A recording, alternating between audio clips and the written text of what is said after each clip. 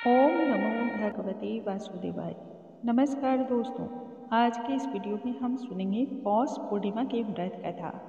भगवान श्री हरि और माँ लक्ष्मी की कृपा आप पर सदैव ही बरसती रहे। धन धान्य के जीवन में कभी कोई कमी न हो, न ही जीवन में कभी कोई कष्ट और संकट ही आपके आए।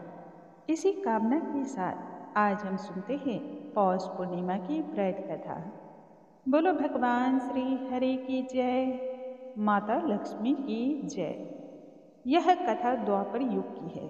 एक समय के बाद है, यशोदा मैया ने भगवान श्री कृष्ण से कहा कि लल्ला, तुम तो पूरे संसार के पालन करता हो, तुम ही संपूर्ण सृष्टि के संचार भार हो, अतः तुम मुझे आज कोई ऐसे व्रत के विषय में बतलाओ जिसको करने मात्र से ही स्त्री के मन में विधवा होने का भय समाप्त हो जाए तथा संपूर्ण मनोरथों को पूर्ण करने वाला वह व्रत हो। तब भगवान श्री कृष्ण कहने लगे कि माता, आज आपने जन जीवन के कल्याण हेतु बड़ा ही सुंदर प्रश्न मुझसे पूछा है। मैं इसी संदर्भ में आपको विस्तार पूर्वक बतलाता हूँ। जिस व्रत के प्रभाव से महिलाओं के सौभाग्य की रक्षा होती है तथा संपूर्ण मनोकामनाओं की पूर्ति होती है। इस संदर्भ में मैं आपको एक कथा सुनाता हूँ। इस भूमंडल पर एक अत्यंत ही प्रसिद्ध राजा चंद्रहास अनेक प्रकार के गुणों और सुख सुविधाओं से पूर्ण होकर के राज कर रहे थे। उनकी नगरी का नाम कार्तिका था। वहाँ पर धनेश्वर नाम का एक ब्राह्मण भी रहा करता था। धनेश्वर की स्त्री अति ही सुशील, रूपवती तथा गुणवती थी। दोनों पति पत्नी उसी नगरी में बड़े ही प्रेम पूर्वक अपने जीवन का यापन कर रहे थे। घर में धन धान्य सुख संपदा की कोई कमी नहीं थी। बस उन्हें दुख था तो सिर्फ एक ही बात का कि उन्हें कोई भी संतान प्राप्त नहीं थी। इस कष्ट से वह अंदर ही अंदर दुखी रहा करते थे। एक दिन के बात है, उस नगरी में एक तपस्वी योगी आया। वह योगी उस ब्राह्मण के घर को छोड़ करके अन्य सभी घरों में भिक्षा मांगने के लिए गया और वह ऐसा ही किया करता था। अन्य घरों से भिक्षा को मांग करके वह अपने पेट को भरता, परंतु ब्राह्मण के घर वह कभी भी भिक्षा मांगने नहीं जाता था। योगी के इस स्वभाव से ब्राह्मण और ब्राह्मणी दोनों ही बड़े दुखी हो रहे थे। अंदर ही अंदर उन्हें चिंता सताए जा रही थी। ना जाने क्यों यह भिक्षुक अन्य सभी घरों से भिक्षा लेता है, परंतु इन्होंने कभी भी हमारे से भिक्षा ग्रहण नहीं की। एक दिन की बात है, वह योगी भिक्षा में मिले हुए अन्न को लेकर के प्रेम पूर्वक गंगा नदी के किनारे बैठ करके उसे खा रहा था। तभी धनेश्वर ने योगी को देखा।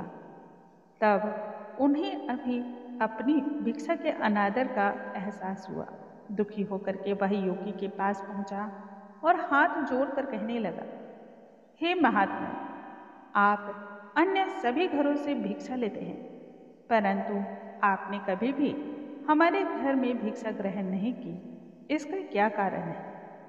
योगी तब कहने लगे कि निसंतान के घर भिक्षा को मांग करके उसके ग्रहण करना यह पतितों के अन्न के समान होता है, और जो व्यक्ति पतितों का अन्न को खाता है वह भी पतित के समान हो जाता है।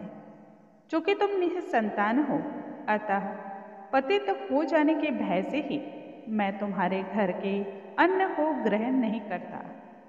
धनेश्वर यह बात सुन करके मन ही मन बहुत दुखी हुआ।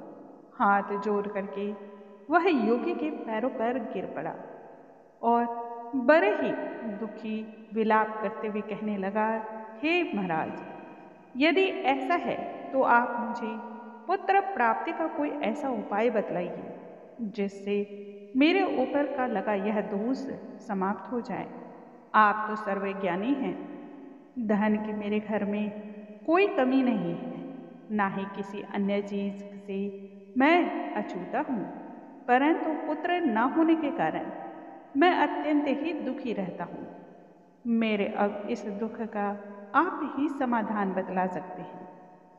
तब धनेश्वर की बात को सुनकर के योगी कहने लगे कि हे ब्राह्मण, तुम चंडी देवी की आराधना करो, वही तुम्हारी समस्या का समाधान करेंगे। घर आकर के तब ब्राह्मण ने अपनी स्त्री से सारा वृत्तांत सुनाते हुए कहा कि वह इसके निमित्त तप करना चाहता है, और फिर वह वन की ओर चल पड़ा। वन में जाकर के उस ब्राह्मण ने चंडी देवी की आराधना की, उन्हें प्रसन्न किया। चंडी देवी ने तब 16वें दिन उसे स्वप्न में दर्शन देते हुए कहा कि हे धनेश्वर, मैं तुझे प्रसन्न होकर के वरदान देती हूँ कि तुझे पुत्र प्राप्त होगा, परंतु वह पुत्र 16 वर्ष की आयु में ही मृत्यु को प्राप्त हो जाएगा। इसलिए तुम दोनों ही पति पत्नी को 32 पूर्णमासियों का व्रत विधि पूर्वक करना चाहिए। इन नियमों को करने से ही तुम्हारा पुत्र दीर्घायु को प्राप्त होगा। तुम्हारी जितनी सामर्थ्य है उस सामर्थ्य के अनुसार आटे के दिए बनाओ और फिर उस दीपक से भगवान शिव की पूजा करना। पूर्णमासी का व्रत रखना।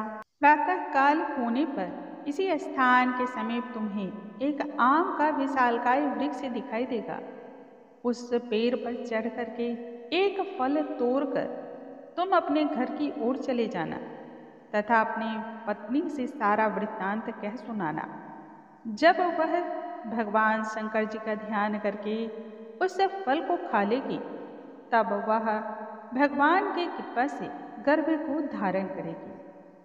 जब ब्राह्मण प्रातःकाल उठा तो सच में वहां पर उसे आम का एक विशालकाय वृक्ष दिखाई पड़ा, जिस पर एक आम का फल लगा हुआ था। ब्राह्मण ने उस आम के वृक्ष पर चढ़ करके फल को तोड़ने का अथक प्रयास किया, परंतु उस प्रयास को वह सफलतापूर्वक न कर पाया और वृक्ष पर वह न चढ़ पाया। इस बात से ब्राह्मण को बहुत चिंता हुई। तब उसने भगवान श्री गणेश, जो कि विघ्न विनाशक हैं, उनकी वंदना करते हुए कहने लगा, हे दयानिधि, हे कृपानिधि, हे विघ्न विनाशक गजानन महाराज जी, अपने भक्तों के विघ्नों का नाश करके उनके मंगल कार्य को करने वाले तथा दुष्टों का नाश करने वाले, रिद्धि सिद्धि प्रदान करने वाले हे प्रभु, आप मुझ पर कृपा करके इतना बल और बुद्धि दें जिससे मैं अपने मनोरथ को पूर्ण कर सकूं। भगवान गणेश ब्राह्मण की सेवा, भक्ति और आराधना से प्रसन्न हो गए और उसे आशीर्वाद दिया। इस आशीर्वाद के प्रभाव से धनेश्वर वृक्ष पर चढ़ गया, जहाँ उसने सुंदर आम के उस फल को तोड़ लिया और झटपट लाकर के अपनी स्त्री को देते हुए कहा, तुम इस फल को भगवान शिव का ध्यान करते हुए खा लो। उसकी पत्नी ने पति के कहे अनुसार उस फल को खा लिया। कुछ ही समय के पश्चात पत्नी गर्भवती हुई। चंडी देवी की कृपा से ब्राह्मणी को एक अत्यंत ही पुत्र रत्न की प्राप्ति हुई, जिसका नाम उन्होंने देवीदास रखा। माता पिता अत्यंत ही हर्षित थे तथा शोक में भी थे, क्योंकि वह बालक शुक्ल पक्ष के चंद्रमा की भांति बढ़ रहा था। साथ ही साथ उसकी आयु भी घटती जा रही थी। भवानी की कृपा से वह बालक बहुत ही सुंदर, सुशील, सर्वगुण संपन्न था। चंडी देवी के आज्ञा के अनुसार ब्राह्मण और ब्राह्मणी ने 32 पूर्णिमासी का व्रत रखना प्रारंभ कर दिया था, जिससे उसका पुत्र को दीर्घ आयु की प्राप्ति हो जाए।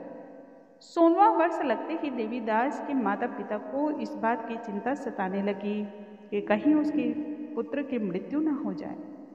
इसीलिए अपने मन में उन्होंने विचार किया कि यदि यह दुर्घटना उनके समक्ष घटित हो गई तो वह माता पिता कैसे सहन कर सकेंगे। इसी कारण उन्होंने देवीदास के मामा को बुलवाया और कहा, हमारी इच्छा है कि देवीदास काशी विद्या अध्ययन करने के लिए जाए। बहन और बहनोई की बात का मान रखते हुए देवीदास और उसके मामा काशी की ओर चल पड़े। बहन और बहनोई ने यह भी कह रखा था कि मार्ग से तुम जहाँ जहाँ भी गुजरना, वहाँ वहाँ ब्राह्मणों को भोजन और दान दक्षिणा, हवन इत्यादि कराते हुए जाना। इस प्रकार से उन्होंने अपनी यात्रा प्रारंभ की। धनेश्वर ने इधर अपनी पत्नी के साथ पुत्र की मंगल कामना एवं दीर्घायु की कामना हेतु भगवती माँ चंडी की आराधना करनी आरंभ कर दी।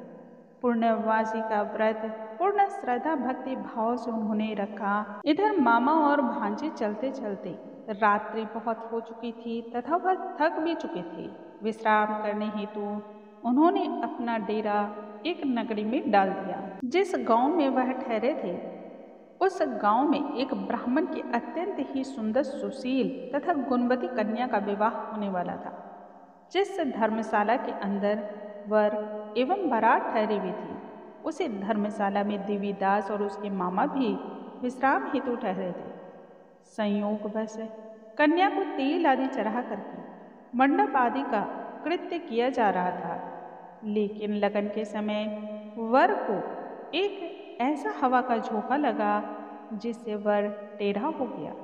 इस कारण वर के पिता ने अपने कुटुंबियों से परामर्श करते हुए यह निश्चय किया कि यह देवीदास मेरे पुत्र जैसा ही सुंदर है, मैं इसी के साथ कन्या का लगन करा देता हूँ।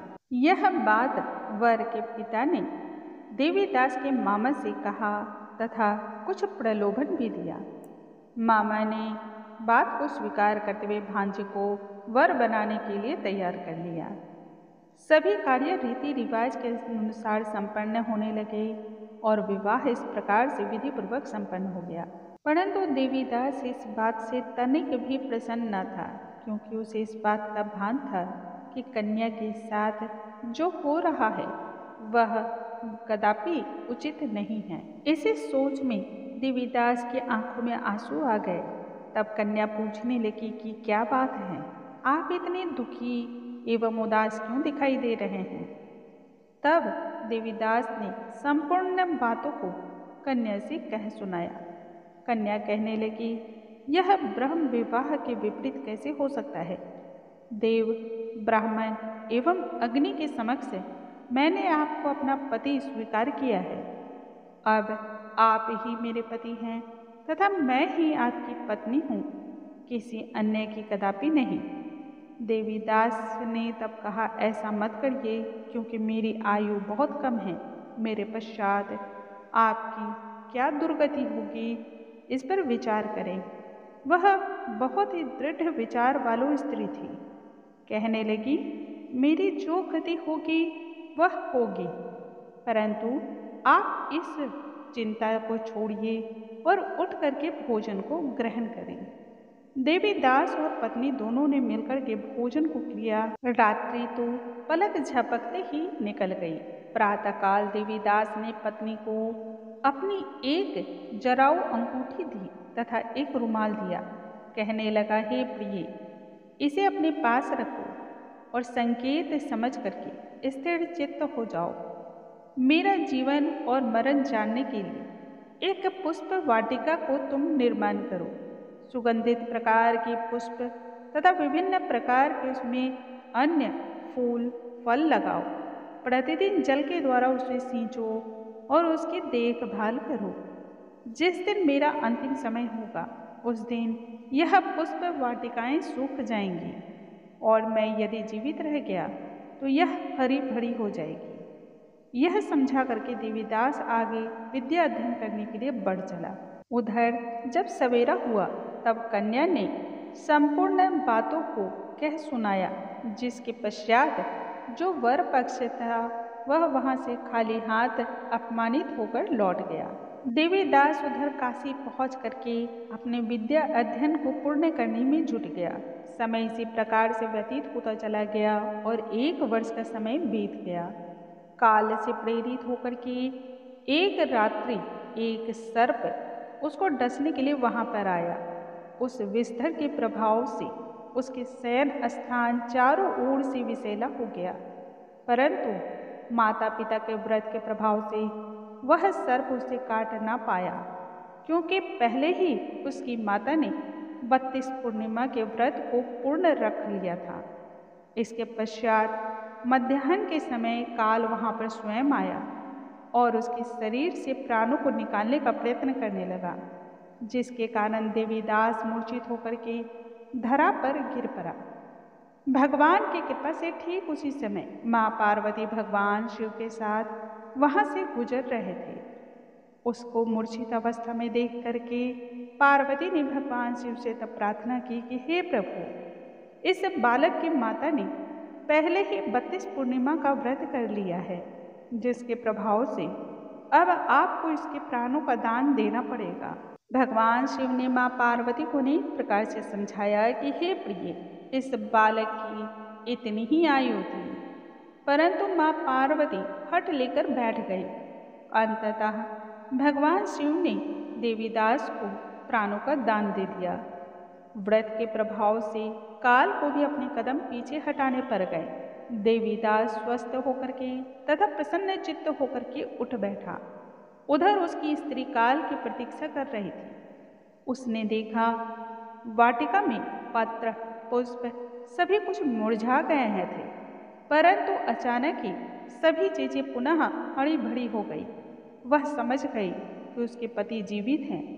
प्रसन्न मन से वह पिता से कहने लगी कि हे पिताजी, मेरे पति जीवित हैं, आप उन्हें ढूंढें। उधर देवीदास तथा उसके मामा ने काशी में संपूर्ण हवन और ब्राह्मणों को दान दक्षिणा इत्यादि कराने के पश्चात वहां से घर के लिए चल पड़े। जब वह नगरी में पहुंचे तब कन्या के पिता ने अपने दामाद को पहचान लिया। ससम्मान वह दामाद को अपने घर लेकर के आए। खूब दामाद की आवभगत की। कुछ समय के पश्चात उन्होंने अपनी कन्या तथा दामाद को संपूर्ण उपहारों के साथ वहां से विदा किया। जब वह कन्या तथा देवीदास अपने नगरी के पास पहुंचा, नगर में चारों ही ओर हल्ला मच गया और उसके माता पिता तक भी यह खबर आ पहुंची कि उसका बालक जीवित है और वह आ रहा है। श्री कृष्ण कहने लगे, इस तरह से माता पिता धन्य धन्य हो गए। पूर्णिमा के व्रत के प्रभाव से पुत्र को संपूर्ण सुख की प्राप्ति होती है। जो स्त्रियां इस व्रत को करती हैं, कथा का श्रवण करती हैं, वे जन्म जन्मांतर में वैधवता के दुख को नहीं भोगती तथा सदैव ही अखंड सौभाग्य उसका बना रहता है। यह संपूर्ण मनोकामनाओं को पूर्ण करने वाला, पुत्र पौत्र देने वाला कथा और व्रत है। बोलो भगवान भोलेनाथ की जय, माँ पार्वती की जय। दोस्तों, आज के इस वीडियो में हमने सुना पौष पूर्णिमा की व्रत कथा। कल के वीडियो में हम आगे की जानकारी के साथ मिलेंगे। तब तक के लिए नमस्कार।